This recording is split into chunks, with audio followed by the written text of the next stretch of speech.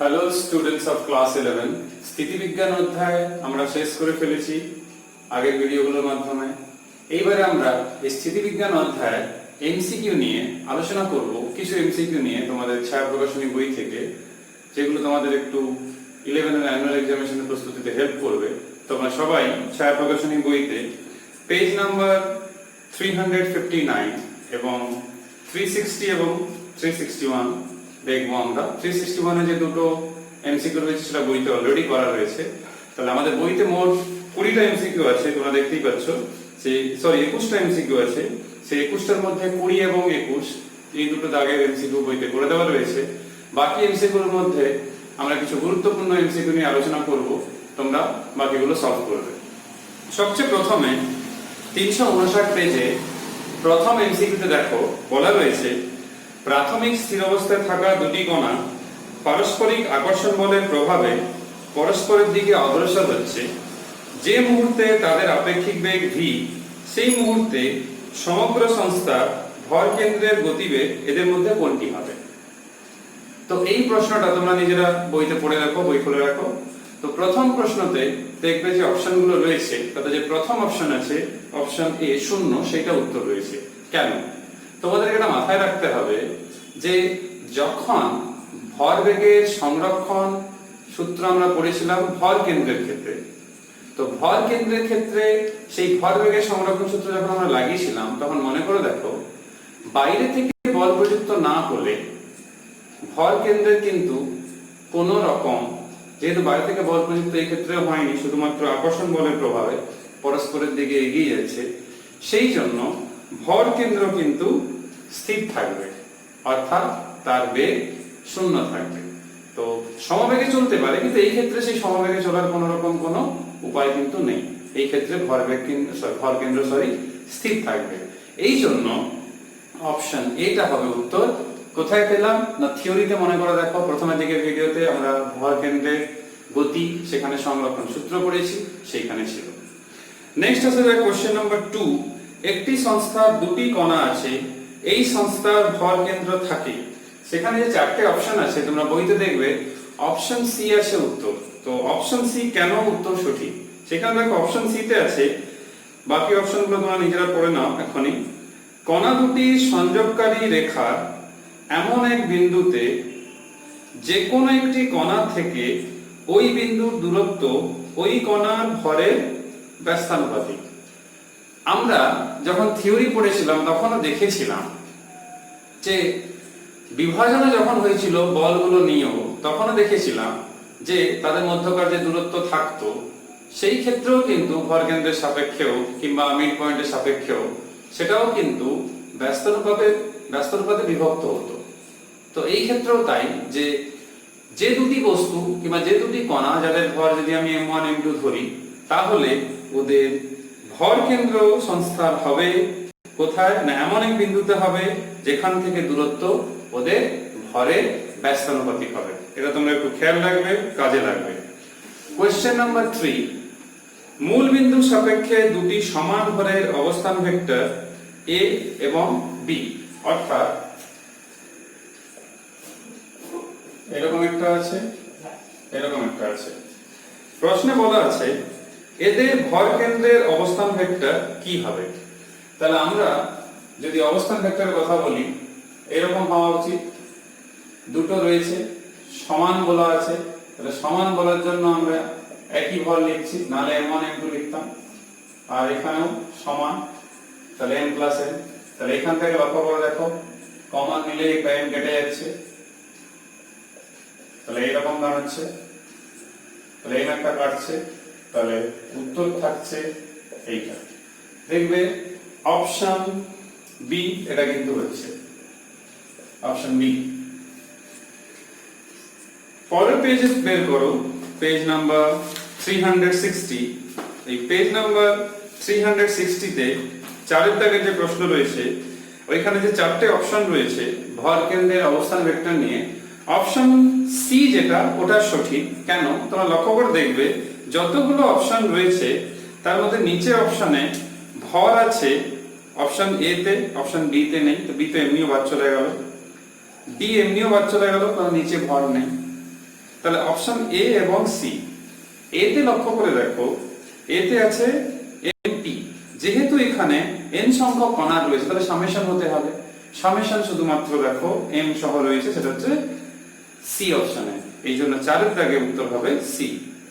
5 দাগের প্রশ্ন দেখো, একটি লাঠিকে বাতাসে ছুড়ে দেওয়া হলো, সেটি নিক্ষেপকারীর কাছ থেকে কিছু দূরে গিয়ে মাটিতে পড়লো।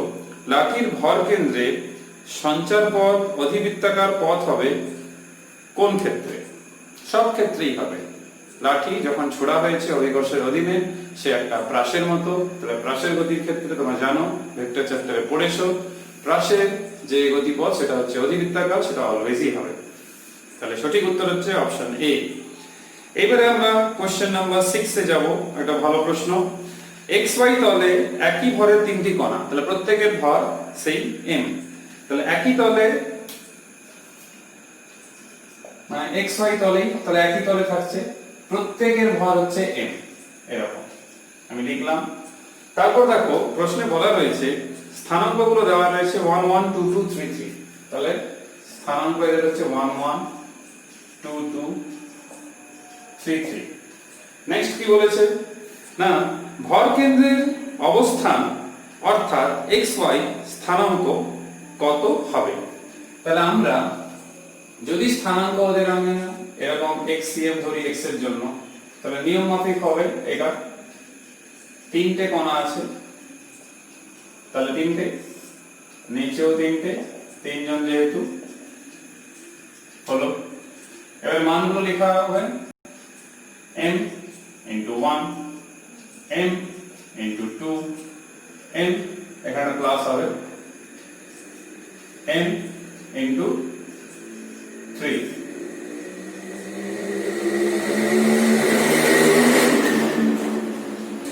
নেক্সট কি, এইখান থেকে যখন আমরা সমাধান করছি এখান থেকে একটা m কমন আসছে,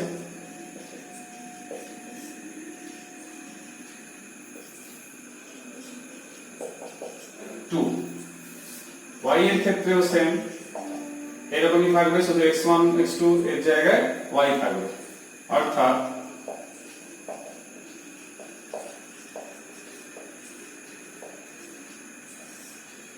তোমরা থিওরিতে পড়েছো এটা,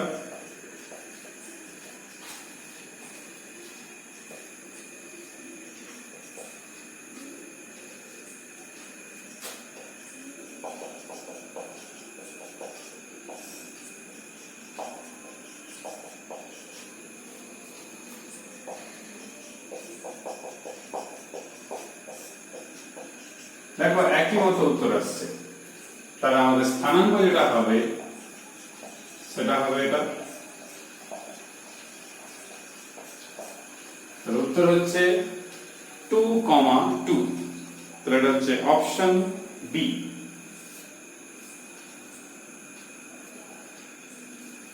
এটা ছিল আমাদের 6 দাগ ছিল, এই জন্য হচ্ছে এটা অপশন বি। নেক্সট হচ্ছে কোশ্চেন নাম্বার 7। সমগ্র বায়ুপূর্ণ বেলুনের সঙ্গে যুক্ত একটি দড়ি থেকে একজন লোক ঝুলছে। সমগ্র সংস্থাটি বায়ুতে স্থির অবস্থায় আছে। যদি লোকটি দড়ি ধরে বেলুন পর্যন্ত ওঠে তবে সংস্থা ভর কেন্দ্র কি হবে? যতগুলো অপশন রয়েছে দেখো, সংস্থার ভর কেন্দ্রে কিন্তু কোনরূপ পরিবর্তন হবে না, কারণ বাইরে থেকে কোনরূপ বল প্রয়োগ হচ্ছে না। যে ব্যক্তি উঠছেন উনি আগের থেকেই ঝুলছিলেন সেই বেলুনের সাহায্যে, এই জন্য ভর কেন্দ্র স্থির থাকবে, অর্থাৎ ভর কেন্দ্র গতিবেগ 0, তাহলে স্থির থাকবে। তাহলে এই প্রশ্নটা ঠিক তোমাদের ওই 1 দাগের এমসিকিউর মতোই হচ্ছে। তো একটু লজিক গুলো ফলো করবে, তাহলে যেগুলো রিজনিং প্রশ্নগুলো তোমরা সহজে এন্ট্রান্সও করতে পারবে। নেক্সট হচ্ছে ম্যাথমেটিক্যাল কোশ্চেন, এবং খুব গুরুত্বপূর্ণ প্রশ্ন রয়েছে 8 দাগ এবং 9 দাগে। তোমরা কোশ্চেন নাম্বার 8টা আগে দেখো। এই কোশ্চেন নাম্বার 8 এ m ভরের একটি সুষম অনুভূমিক মিটার স্কেল রয়েছে, তার দু প্রান্তে যুক্ত দুটি উলম্ব দড়ির সাহায্যে ঝুলছে। তাহলে দুটো দড়ি, একটা দড়ি রয়েছে, সেখানে দু প্রান্তে দুটি উলম্ব দড়ির সাহায্যে ঝুলছে। 2m ভরের একটি বস্তুকে 75 সেন্টিমিটার চিহ্নিত স্থানে রাখা হলো। দড়ি দুটিতে টানের অনুপাত নির্ণয় করো। তাহলে আমরা কি করব এখানে,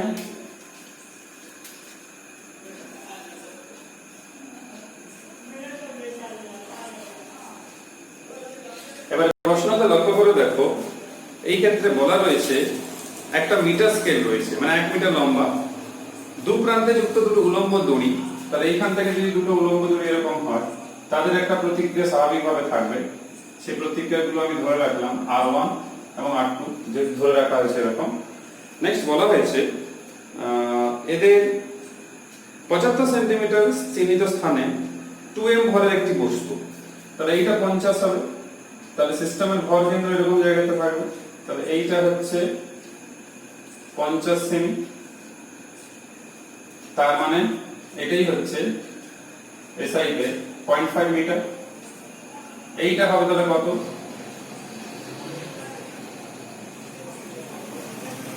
0.75 মিটার, যেহেতু 75 সেমি বলেছে।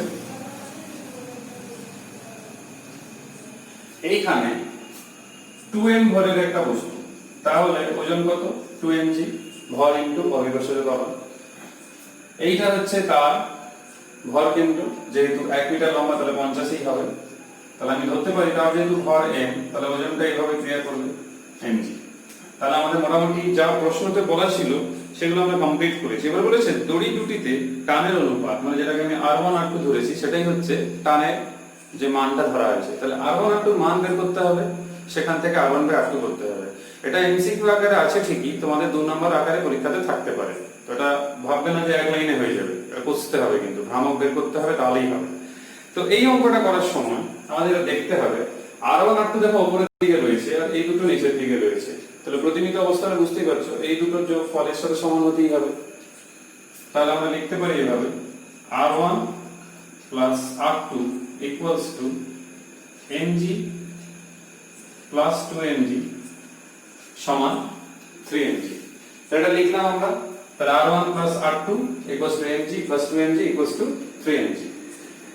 নেক্সট যে কাজটা আমরা করব সেটা হচ্ছে এই বিন্দুর সাপেক্ষে আমরা প্রত্যেকটা বলে, সে টান হোক কি বস্তুর ওজন হোক, প্রত্যেকটা বলেরই ভ্রামক আছে। তাহলে এই বিন্দুর সাপেক্ষে এই প্রত্যেকটা বলের ভ্রামক আমরা বের করব। তো তার জন্য বলগুলো তো ধরাই রয়েছে আমাদের, সেই সাপেক্ষে বের করলেই হবে। এই কাজটা আমরা এখনই করব। তাহলে R1 থেকে এই বিন্দুর দূরত্ব বুঝতেই পারছো নেই, তাহলে কি হবে না, এই বিন্দুর সাপেক্ষে বের করছি, যেহেতু সাম্য অবস্থায় রয়েছে। তাহলে এই বিন্দুর সাপেক্ষে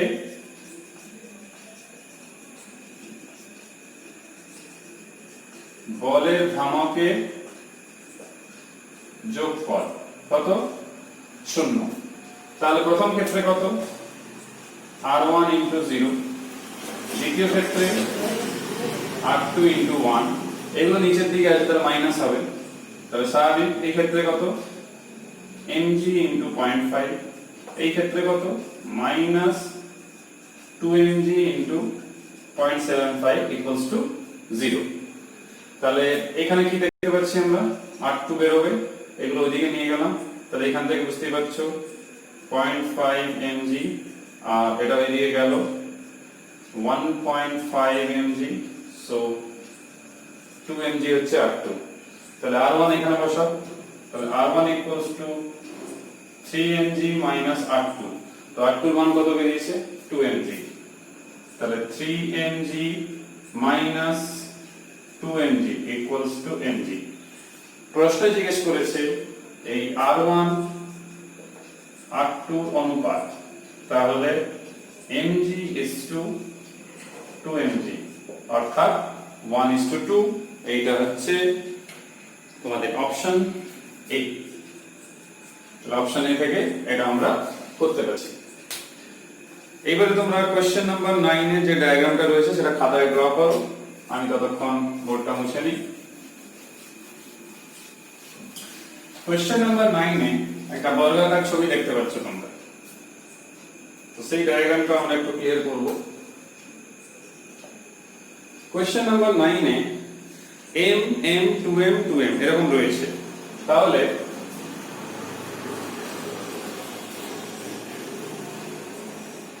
এই যে বর্গাকার ছবিটা রয়েছে, তো এটা x অক্ষ, এটা হচ্ছে y অক্ষ, এটা স্বাভাবিক 0 0 হবে। প্রত্যেকটা বাহু প্রশ্ন অনুসারে a রয়েছে। ভরগুলো দেওয়া রয়েছে m m 2m 2m। তো এইখানে আছে m ভর, এইখানে m, এইখানে 2m, এইখানেও 2m। এইবারে দেখো এই ক্ষেত্রে শীর্ষবিন্দুতে রাখা রয়েছে। এবারে আমাদেরকে বলেছে যে ভর কেন্দ্রের স্থানাঙ্ক নির্ণয় করতে হবে। তাহলে আমাদের কাজ হচ্ছে 0 0 যেরকম স্থানাঙ্ক দেওয়া হয়েছে, পরের তিনটা স্থানাঙ্ক দেওয়া। তাহলে এটা কত হবে?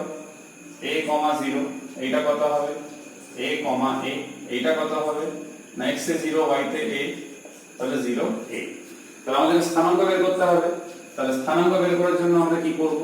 না যদি xm বের করতে চাই তাহলে কত হবে? না সূত্র আমরা জানি m1 x1 m2 x2 m3 x3 m4 x4 by m1 m2 m3 m4। তাহলে m1 মানে কি এখানে আছে, তাহলে m into 0, m2 মানে m into a, m3 মানে 2m, দূরত্ব x অক্ষ থেকে বুঝতে পারছো এই দূরত্বে, আর পরেরটা এরকম। মোট চারটে বস্তু কি কণা যোগ করব, যোগ করে কত পেলাম? এটা 0, এগুলো থাকছে, এই দুটো থাকছে। তাহলে এখান থেকে আমরা দেখতে পাচ্ছি 3m, আর এখান থেকে 6m, তাহলে a/2। তো একটা অপশন তোমরা a/2 কিন্তু দেখতেও পাচ্ছি রয়েছেও। y এর ক্ষেত্রেও সেম, শুধু x1 x2 x3 x4 এর জায়গায় y1 y2 y3 y4 হবে। তাহলে মানগুলো বসানো শুরু করা যাক। m into 0 plus m into 0 plus 2m into a plus আবার 2m into a, নিচে আবার সেই 6m, কারণ সবগুলো সেমই আছে। তাহলে এখানে কত পাওয়া যাচ্ছে? 4ma by 6m। তাহলে এখানে পাওয়া গেল 2/3a। তাহলে দেখো একটা অপশন রয়েছে, অপশন সি, a/2, এই অপশন। তাহলে এটা হচ্ছে অপশন সি, এটাই হবে কারেক্ট आंसर। তো এই টাইপের প্রশ্ন আমাদের এন্ট্রান্সে আর এইচএসএ মানে 11 এ অ্যানুয়াল এক্সামিনেশনে কাজে লাগবে। আমাদের বড় প্রশ্ন আকারেও থাকতে পারে, শুধু যে এমসিকিউ তা নয়, 2 নম্বর প্রশ্নটাও থাকতে পারে। তোমরা এবারে কোশ্চেন নাম্বার 10 দেখো, একদম সহজ। যে বস্তুর ভর কেন্দ্র বস্তুর উপাদানের বাইরে অবস্থিত সেটি কি? তোমরা জানো যতগুলো অপশন দেওয়া রয়েছে এর মধ্যে ধাতব যে রিং, একটা চুড়ি কিংবা একটা আংটার মতো ধরো, সেখানে কি হয়? পদার্থ এরকম থাকছে, এটা বেড়ের মতো ধরে রাখো, মাঝে কোনো পদার্থ নেই কিন্তু ভর কেন্দ্র মাঝখানে থাকে। তাহলে এখানে যতগুলো অপশন রয়েছে বৃত্তাকার ধাতব রিং, সেটাই হবে উত্তর। একটা খুব ভালো প্রশ্ন রয়েছে 11 12 13, তোমরা 11 থেকে প্রশ্নটা একটু পড়ো, এটা তোমরাই পড়বে, আমি তোমাদের হিন্টস দিচ্ছি। 11 থেকে প্রশ্নটা দেখবে, সেখানে 40 সেমি ব্যাসার্ধের এবং 2 কেজি ভরের একটি চাকা 20 সেন্টিমিটার উচ্চতার একটি বাধার সংস্পর্শে আছে। চাকাটির কেন্দ্রের দিকে অনুভূমিকভাবে সর্বনিম্ন যে বল প্রয়োগ করতে হবে। দেখো এটা একটা বড় অঙ্ক, এটা 1 নম্বরে করা সত্যি খুব সময় মানে টাইম টেকিং ব্যাপার।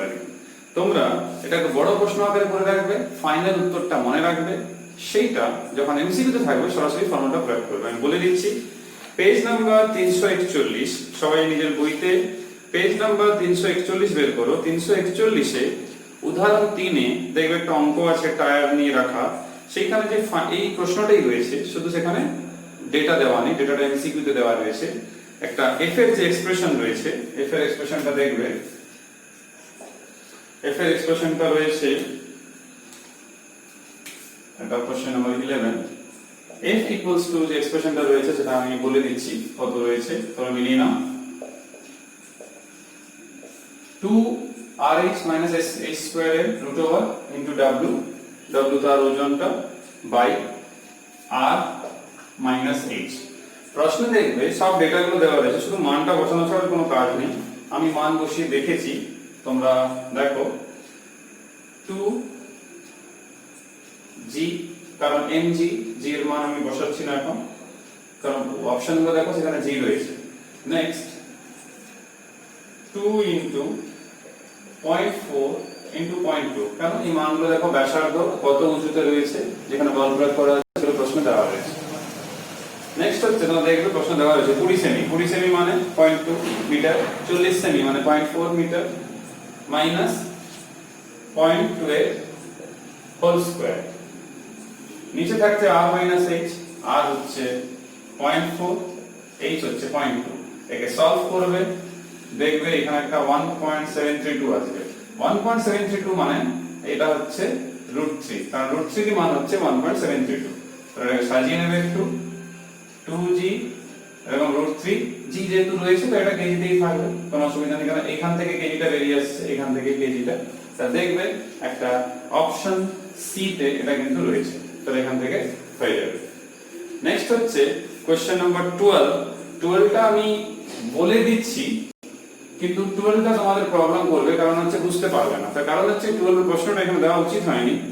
পরের যে প্রশ্ন রয়েছে দৃঢ় বস্তুর ঘূর্ণন, তো দৃঢ় বস্তুর ঘূর্ণনে এই ফর্মুলাটা রয়েছে। তো এটা ফর্মুলা এখন তো জানা নেই তোমাদের, আমি আপাতত ফর্মুলাটা কিভাবে এসেছে মোটামুটি বলে দিচ্ছি। দৃঢ় বস্তুর ঘূর্ণনের ভিডিওগুলো দেখার পর তোমরা অঙ্কটা খাতায় করবে। তো এখানে দেখবে নততল থেকে একটা নীরের গোলক এইচ উচ্চতা বিশিষ্ট একটি নততলের উচ্চতম বিন্দু থেকে তার ব্যাসার্ধ a এবং ভর হচ্ছে ক্যাপিটাল M না পিছলে গড়িয়ে নামছে। গোলকটি যখন নততলের নিম্নতম বিন্দুতে পৌঁছাবে তখন গোলকটির ভর কেন্দ্রে দ্রুতি কত হবে, এটা জিজ্ঞেস করেছে। তো এইটা করার সময় এটা আমাদেরকে মাথায় রাখতে হবে, সেটা হচ্ছে আমরা এরকম নততল, তো যখন গড়িয়ে পড়ছে কোনো গোলক এখান থেকে এখানে এলো, তো তার দু রকমের গতিশক্তি থাকে। একটা হচ্ছে রৈখিক গতিশক্তি আর আরেকটা হচ্ছে কৌণিক গতিশক্তি। তাহলে রৈখিক গতিশক্তি প্লাস কৌণিক গতিশক্তি যেটা রয়েছে, যাকে আমরা বলি আবর্ত গতিশক্তি, এইটা তার এখানে যেহেতু ক্যাপিটাল M বলেছে আমি ক্যাপিটাল M করি, এইটা তার যে স্থিতিশক্তির হ্রাস হচ্ছে তার সাথে সমান হয়। তাহলে এই উচ্চতা, তাহলে mg।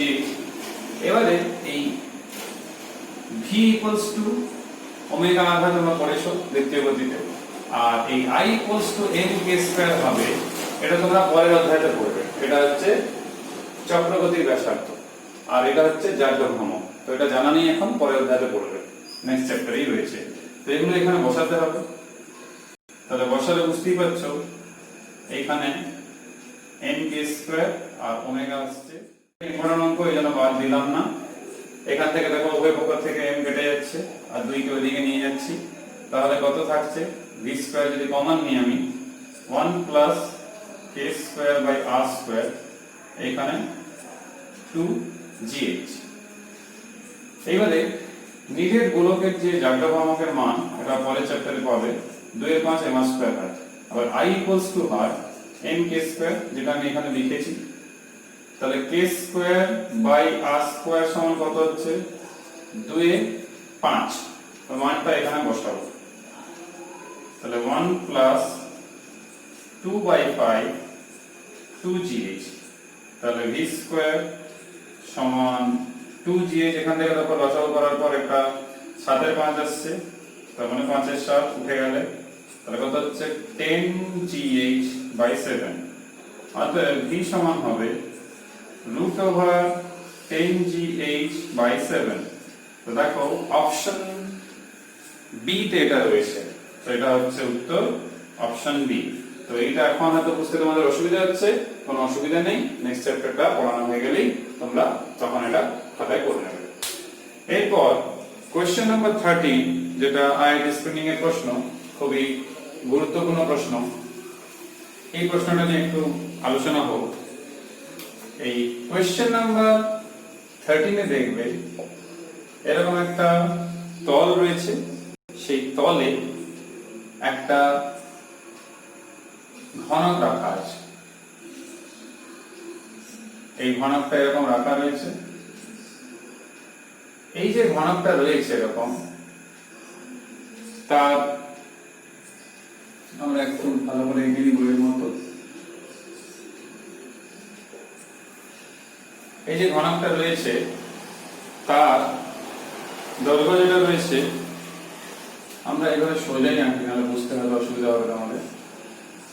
এই ঘনকটার দৈর্ঘ্য হচ্ছে L, তাকে F পরিমাণ বল প্রয়োগ করা হচ্ছে। বলছে কত পরিমাণ বল প্রয়োগ করতে হবে যাতে করে ব্লকটিকে উল্টানো যাবে, মানে টপল করা যাবে, জাস্ট আছে স্লিপ করানো, উল্টানো যাবে। এটা আমরা কিভাবে এই অঙ্কটা করব না, দেখো এই ক্ষেত্রে স্বাভাবিকভাবে ভর কেন্দ্রের অবস্থান যদি L দৈর্ঘ্য হয় তাহলে L/2 হবে। তার কারণ বুঝতেই পারছো, দুটো বিপরীত তল, তাদের মধ্যবর্তী যে সংযোজক সরলরেখা তার মধ্যবিন্দু, তাহলে L/2 হবে। আর ঘনকের সব বাহুগুলি সমান, তোমরা জানো। তো যদি আমরা প্রশ্নের দিকে যাই, যেখানে আমাদের জিজ্ঞেস করছে প্রয়োজনীয় ন্যূনতম বল কত হবে, তো যদি m তার ভর হয় তাহলে যে প্রতিক্রিয়া বল সেটা যদি আমি n ধরি, তো সেটা স্বাভাবিকভাবে প্রতিক্রিয়া বল mg হবে। তো আমরা আর অবশ্য প্রতিক্রিয়া বল আমরা বলি, তাহলে F μ r বা μ n, যদি এখানে ঘর্ষণ গুণাঙ্কটা আমি μ ধরলাম, তাহলে F হচ্ছে μ mg। এইবারে যেহেতু সাম্য অবস্থায় আছে, তাহলে যে ভ্রামকের যে যোগফলটা হবে, যদি আমি তাকে g বলি বা টাউ বলি, সেটা কি হবে না, ভ্রামকের যোগফল হবে 0। তো আমাদের যেহেতু ন্যূনতম বল বের করতে বলা হয়েছে, তাহলে ভ্রামকের যোগফল যেহেতু 0, তাহলে F পরিমাণ বল প্রয়োগ করা আছে, তাহলে লম্ব দূরত্ব দেখতেই পাচ্ছ কত হচ্ছে, F * L হচ্ছে। আর এদিকে যে প্রতিক্রিয়া বল যেটা রয়েছে, যেটা আমরা এখানে μ mg বলছি, তো এখানে দেখো এর ভর কেন্দ্র রয়েছে L/2 দূরত্বে। তাহলে L/2 দূরত্বে রয়েছে আর এর ওজন mg, তাহলে mg * L/2। তো এখানে যেহেতু ক্যাপিটাল L ধরা আছে, তো আমরা ক্যাপিটাল L লেখাই ভালো হবে, নাহলে সমস্যা হবে। এখানে স্মল l ক্যাপিটাল L একটাই দৈর্ঘ্য যেহেতু, তাহলে এখান থেকে আমরা f বের করব। তাহলে L কেটে গেল, F পাওয়া গেল mg/2। দেখো μ এর এক্সপ্রেশনে কোনো কাজই লাগছে না, কারণ ভ্রামকের ক্ষেত্রে μ এর কোনো কাজ নেই। তো এই ক্ষেত্রে শুধু mg * L/2 আর এদিকে F * L, এখান থেকে হলেই হয়ে গেল। শুধু অভিমুখটা আলাদার জন্য এখানে মাইনাস সাইনটা আসছে, এখান থেকে mg/2। তো এটা হচ্ছে অপশন B। অপশন বি তে তোমরা এটা পেয়ে যাবে। নেক্সট তোমরা দেখো কোশ্চেন নাম্বার 14। 14টাও বেশ বড় অঙ্ক। এটা ফর্মুলা মনে রেখে করাও সহজ হবে না। তো অঙ্কটা কোথায় আছে বলে দিই, এটা বড় অঙ্ক, 2 মার্কস কিংবা 3 মার্কসের অঙ্ক। সেটা হচ্ছে 348 পেজ তোমরা বের করো, সেখানে উদাহরণ 9 দাগ, মানে কোশ্চেন নাম্বার 14টা তোমরা পাবে পেজ 348 এ, কোশ্চেন নাম্বার 9। সেখানে দেখবে রাশিমালাটা এরকম একটা ছিল, আমি রাশিমালাটা বলে দিচ্ছি তোমাদের। রাশিমালাটা ছিল x μ, এটা মনে রাখাও তোমাদের সমস্যা হবে, যেন তোমরা অঙ্কটা করে রাখো। আমাদের এইচএসএ এরকম অত বড় ফর্মুলা প্রয়োগ করে অঙ্ক আসবে না আশা করি। আর যদি বড় অঙ্কতে আসে, তো অঙ্কটা তো এমনি তোমাদের করতে হবে, উদাহরণ রয়েছে। এরকম ছিল, ফর্মুলা বেরিয়েছিল, অঙ্কটা সমাধান করার পর এটা বেরিয়েছিল, ঠিক আছে। তোমরা প্রশ্নটা দেখবে, 14 দাগে বলেছে যে কত মই বরাবর কতদূর উঠলে ব্যক্তিটি পিছলে যাওয়ার উপক্রম করবে, মানে কতটা ওঠার পর পিছলে যেতে পারে। তো কতটা ডিসটেন্স ছিল তোমরা দেখবে বইতে, আমি ডেটাগুলো তুলেছি। μ = 0.25, l = 5, মানে সাইডে 5 মিটার, m = 20 kg, আর স্মল m = 50 kg, আর θ = 60 ডিগ্রি। সব মানগুলো রয়েছে, সব মানগুলো এখানে বসিয়ে দেবে, ক্যালকুলেটর প্রেস করবে, x এর মান বেরিয়ে যাবে। এটা করতে হবে সবাইকে। নেক্সট হচ্ছে কোশ্চেন নাম্বার 15, খুব ইম্পর্টেন্ট অঙ্ক আমাদের এইচএস এর দৃষ্টিকোণে বলতে গেলে। এখানে দেখবে একটি সংস্থার দুটি সদৃশ বস্তু দ্বারা গঠিত, যার একটি স্থির অবস্থায় আছে এবং অন্যটি a ত্বরণ নিয়ে চলছে। সংস্থার ভর কেন্দ্রের ত্বরণ কত হবে, এটা বের করতে হবে। তো এই ভর কেন্দ্রের ত্বরণ বের করার জন্য আমাদের যে a ত্বরণ নিয়ে যাচ্ছে, একই ত্বরণ নিয়ে যাচ্ছে, তাহলে এই ত্বরণের যে রাশিমালা হচ্ছে ভর কেন্দ্রে সেটা আগের মতোই থাকছে, এই m1a1 প্লাস m2a2 বাই সংস্থার যে মোট ভর। তো তোমরা বুঝতেই পারছো ভর একই রয়েছে, তাহলে আমি m কমন নিচ্ছি। ত্বরণও তো একই দেখলাম প্রশ্নে। হ্যাঁ, তো এই ক্ষেত্রে দেখো ত্বরণও সেম রয়েছে, তাহলে নিচে আসছে কত 2m।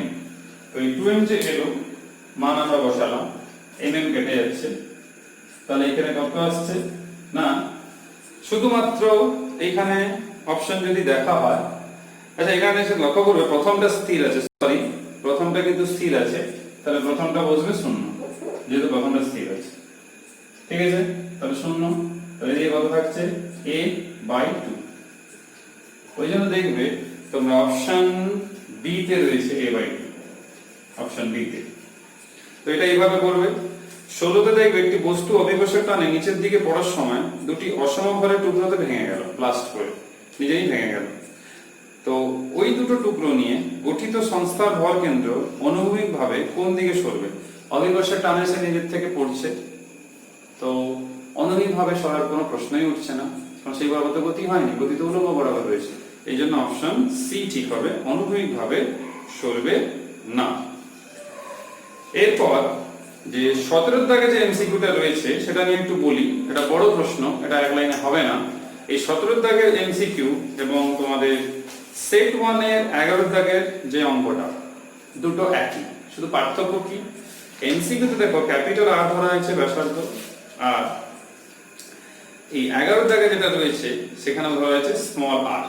তো 17 দাগের প্রশ্নতে একটু যেটা ব্যাপার রয়েছে একই রকমই রয়েছে, শুধুমাত্র যে আর ব্যাসার্ধে সুষম ধাতব চাকতি শেষ প্রান্ত থেকে ওই আর ব্যাসার্ধেরই, ঠিক আছে, মানে আর ব্যাসে সরি একটি চাকতি কেটে নেওয়া হয়েছে, তো শুধু স্মল আর ক্যাপিটাল এর ফারাক আছে। তো আমি এইটা এখনই করে দিচ্ছি, সেট 1 এর অঙ্কগুলো এমনিও বড় রয়েছে, তো এই অঙ্কটা আর সেট 1 করানোর সময় বলছি না, তোমরা একসাথে দুটোই এখনই বুঝে না।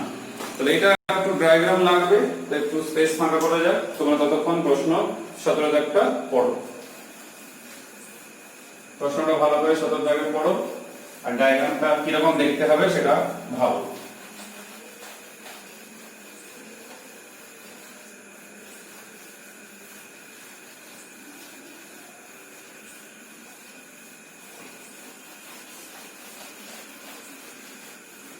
এই প্রশ্নটা দেখবে, এই প্রশ্নটা এন্ট্রান্সেও আছে, তো প্রশ্নটা খুবই গুরুত্বপূর্ণ, একবার শিখলেই তোমরা সবগুলোই করতে পারবে। তো প্রশ্নটা দেখবে লক্ষ্য করে, বলা যাচ্ছে একটি আর ব্যাসার্ধের সুষম ধাতব চাকতি শেষ প্রান্ত থেকে আর ব্যাসের একটি চাকতি কেটে নেওয়া হলো। তার মানে আমি এরকম বলতে পারি, ওইখানে প্রশ্নতে যেরকম বলা রয়েছে এরকম একটা নিলাম আমি আর ব্যাসার্ধে, তার মধ্যে আবার আর ব্যাসে, তাহলে আমাকে আঁকার সময় আবার একটু কি করতে হবে না, এটাকে ব্যাস ধরে এরকম একটা নিতে হবে, কারণ আর তো অপশন নেই কিছু। তাহলে এটা বুঝতেই পারছো, এটা আর, তাহলে একটা হয়ে যাবে এখানে মাঝখানটা, r/2 হয়ে যাবে। এবারে আগে যখন কাটা হয়নি তখন ভর কেন্দ্র নিশ্চয়ই এখানে ছিল, সেটা জি ধরলাম। এবারে বলেছে তার ভিতর থেকে একটা চাকতি কেটে নিয়েছে, অবশিষ্ট অংশ মানে এটাকে বাদ দেওয়ার পর যে বাকিটা থাকছে, ঠিক আছে, যেটা আনসিমেট্রিক্যাল হয়ে যাচ্ছে, তার ভর কেন্দ্র কত দূর হবে কেন্দ্র থেকে। তাহলে এই বিন্দুটা আমি G1 আর এই ছোটটার যে ভর কেন্দ্র তার নাম দিলাম G2। তার মানে বোঝাই যাচ্ছে কাটার পরও যে ভর কেন্দ্রটা পাওয়া যাবে এই ছোট টুকরোটা, সেটাই G এবং G1 এর রেখা সংযোজক রেখা ইন বিটুইন কোথায় পাওয়া যাবে, মেবি মাঝখানে পাওয়া যেতে পারে, কিংবা মাঝখানে না এখানেও কোথাও পাওয়া যেতে পারে, তো মাঝখানে পাওয়ার সম্ভাবনা কমই রয়েছে, তো কিছু একটা বিন্দু আমি এখানে ধরে রাখবো, ঠিক আছে। R2টা অবশ্যই এই অবধি, এইটা হচ্ছে G2, ঠিক আছে। এইবারে আমাদের ভর কেন্দ্র বের করার জন্য আমরা কি ব্যবস্থা নেব, তার আগে বলে রাখি যে টোটাল যে রয়েছে এটা গোটাটা যখন আগে ছিল তার ওজন হচ্ছে W1 এবার কেটে নেওয়া হয়েছে কি চাকতিটা, তো চাকতি কেটে নেওয়ার পর যেটা পড়ে থাকছে মানে এইটাকে বাদ দিয়ে, তার মানে বলতে চাইছি অপসারিত অংশের ওজন W2 ধরছি, ঠিক আছে। তাহলে আমরা এখন যে আমাদের উদ্দেশ্য যে G থেকে G2 মানে এইটা বের করতে হবে, ঠিক আছে। তো এইটা বের করার জন্য আমাদের যেটা কাজে লাগাতে হবে সেটা হচ্ছে যে কিভাবে আমরা এই ক্ষেত্রে বসাবো ভ্রামকটাকে, কিভাবে আমরা কাজে লাগাবো। তো তার জন্য আমরা কি করব না, এখানে প্রথমে যে ছিল W1 যেটা ছিল, তো তার যে ভ্রামক যদি বের করি W1, তাহলে বুঝতেই পারছো তার ভরকেন্দ্রের সাপেক্ষে, তাহলে G2 মাইনাস কিংবা ইকুয়ালস টু আমরা বলতে পারি এইখানে W2 G1। তো এখানে W1 ইনটু G2 এখানে যে ভ্রামকটা হলো আমাদের, আর এই ক্ষেত্রে G1 এইটা হচ্ছে এইটার জন্য সেই G এর সাপেক্ষেই হচ্ছে, G এর সাপেক্ষে এটা একটা মানে যেটা আমরা কেটে নেওয়া অংশ যেটা, ঠিক আছে। কেটে নেওয়া অংশতে যেটা থাকছে আর এই যে থাকছে তার যে এখানে প্রান্ত যেটা থাকছে সেটা হচ্ছে এই সাপেক্ষে, তার একটা এখানে বের করছি আর এই সাপেক্ষে বের করা মানে এটার জন্য বের করতে হবে, এই জন্য দুটো আসছে। তো আমাদের যেটা বের করতে হবে সেটা হচ্ছে G2, তো এটা কত আসবে W2 বাই W1 G1। তো এটা থেকে আমরা যখন বের করব W2 by W1 into G1, তাহলে বুঝতেই পারছো এই ক্ষেত্রে আমাদের যেটা লাগবে সেটা হচ্ছে G1 এর মান আমাদের কাছে রয়েছে, এটা কত না গোটাটা যদি আমাদের কাছে যেটা রয়েছে, যে গোটাটা যেটা আমাদের কাছে রয়েছে, তো সেই ক্ষেত্রে যদি আমরা বলি এই বিন্দুটা G1 বলছি ঠিকই, কিন্তু একটু ভেবে দেখো টোটালটা এটা R, ঠিক আছে। তো আমরা এইটাকে G1 যদি নাম দিই তাহলে এখানে একটা নাম দিতেই হবে, কারণ এই যে কাটা অংশ যেটা রয়েছে পড়ে আছে তার তো একটা ভরকেন্দ্র আছে, সেটা তো এখানে কোথাও একটা আছে। তাহলে কাজ করি এখানে একটা নাম একটা নতুন দিয়ে দিই G3, তাহলে এর সাপেক্ষে বের করে নেব, কারণ এর ভরকেন্দ্র তো এখানে নেই ছোটটা, ঠিক আছে। এটা একটা কারেকশন মাথায় রাখো, এর ভরকেন্দ্র তো এখানে নেই, ভরকেন্দ্র এখানে আছে। তাহলে W2 বাই W1 G3 মানে R/2। এবারে থাকছে আমাদের এই W2 আর W1 এর মান বের করার দায়িত্ব। তো W1 এর যে মানটা আমরা বের করব, যদি এদের প্রস্থচ্ছেদের ক্ষেত্রফল চাইলে আমরা বের করতে পারি, দরকার নেই এমনি বের করব, সরাসরি বের করে নেব। W2 এর কত হচ্ছে না পাই R স্কয়ার আগে ছিল, আগে যেহেতু R ব্যাসার্ধ ছিল। তো এখন স্বাভাবিকভাবে বুঝতে পারছো এই W1 মানে যেটা থাকছে বাকিটা, তার মানে আমরা বলতে পারি এইটা, তার মানে এখানে আমরা কত পাবো না এর সাথে তার ঘনত্বটা গুণ থাকবে আর থাকবে G গুণ থাকবে। তো এইবারে এই যে ওজন আমরা বলছি, কিন্তু G লিখলেও কোনো অসুবিধা নেই, কারণ হচ্ছে আমরা G এমনিও কেটে যাবে, তো অসুবিধা কিছু নেই। তো এখানে কত পাবো না এখানে 4, এখানে 1 থাকছে, means 3/4 pi R square rho G। তো 3/4 pi R square rho G। W2 পেয়ে গেলাম আমরা, সরি W1 পেয়েছি। এবারে W2 কত হবে না এটা R/2 রয়েছে, তো W1 প্রথমে আমরা পেলাম এইখানটা, যেটা থেকে R আর এই R-2 কে বাদ দেওয়ার পর এবারে W1 পাওয়ার পর আমাদের W2 বের করতে হবে। তো W2 কত হচ্ছে এটা ইনটু রো G, তাহলে pi by 4 R square rho G। এই মানগুলোকে আমরা এখানে বসাবো, তাহলে কত আসছে G2 pi R square by 4 rho G আর এখানে পাওয়া যাচ্ছে আমাদের 3/4 pi R square rho G into r/2। তো পাই কেটে যাচ্ছে, আর স্কয়ার কেটে যাচ্ছে, শুধু একটা আর থাকছে এখানে। তাহলে লক্ষ্য করে দেখো এখানে একটা 1/4 আর এখানে একটা r/2।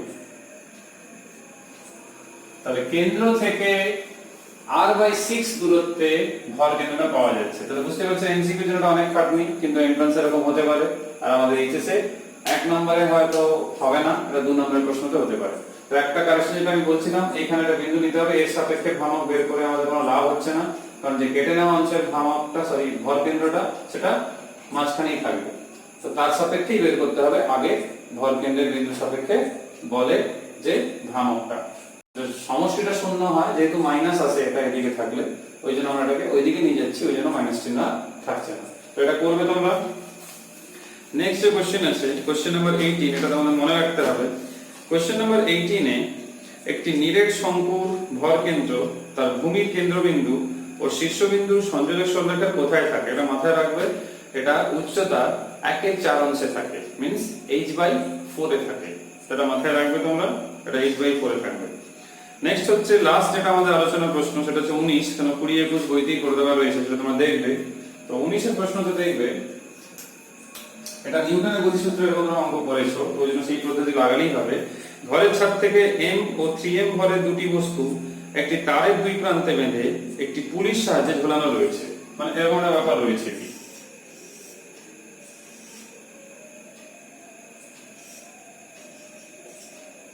m এবং 3m স্বাভাবিক, এটা বেশি ভারী, তাহলে এইদিকে এটা m 3m হলো, তার ত্বরণটা স্বাভাবিক এদিকে হবে।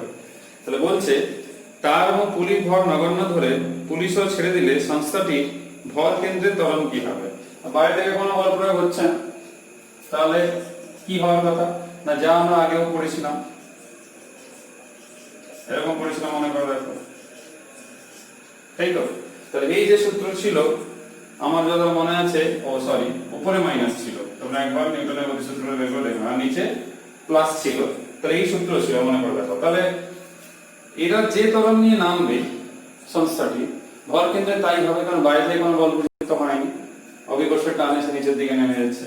তাহলে এটা যদি মান আমরা বসাই 3m - n 3m + n * g, তাহলে 2m/4m/g, তাহলে m কেটে গেল, তাহলে দেখো g/2, তাহলে এটা হচ্ছে অপশন সি। তো এখানে এমসিকিউ শেষ হচ্ছে। দু একটা একটু কঠিন ছিল তোমাদের জন্য, তো ওটা একটু ভালো করে বুঝবে। এখানে বুঝতে কারো কোনো সমস্যা থাকলে আমাকে কমেন্ট করে জানাবে। আমরা নেক্সট ভিডিওতে সেট 1 এর কিছু অঙ্ক নিয়ে আলোচনা করব। Till then, by.